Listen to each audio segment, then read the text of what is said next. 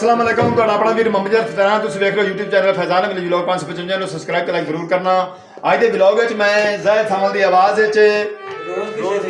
रोज़ किसी की याद दे विच रोना पैंदा है। आओ सुनिए। नहीं करनी है कि आखिरी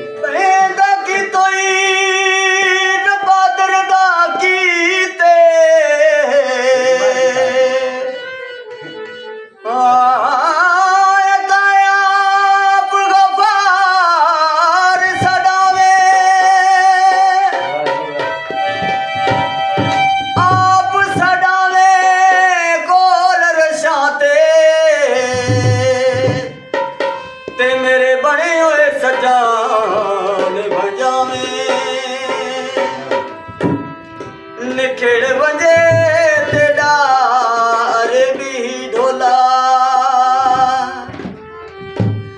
अते निखड़न दे मुल पावे आप तरवे आजाद गमा तू ते जिमे दर्द फरीद दिलावे।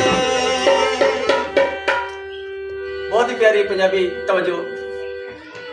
रोज किसे दिया यादां दे विच रोना पैंदा है, रोज किसे दिया यादां दे विच रोना पैंदा है, रोज किसे दिया यादां दे विच रोना पैंदा है। हिजरा दी धुप विच सुख सुख के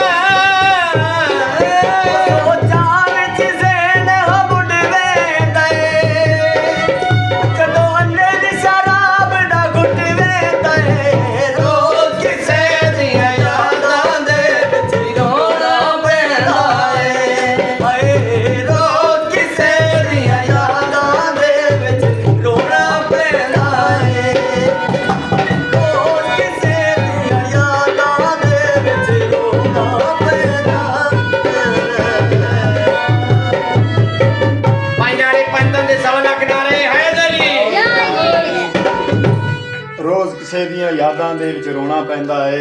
ज़ाहिद सामल की आवाज़ अज का व्लॉग तुहानूं जरूर पसंद आया। सानूं कमेंट दसना किस तरह का लगा है। साडा YouTube channel Faizan Ahmed vlog 555 subscribe कर लाइक जरूर करना। हुण तुहाडे कोलों तुहाडा अपना वीर मोहम्मद फैजान दैंदा इजाजत। अपना ढेर सारा ख्याल रखना है, सानूं दुआ याद रखना है। कल नवे व्लॉग नवी वीडियो नाल तुहाडी खिदमत पेश होसां। अल्लाह हाफिज़।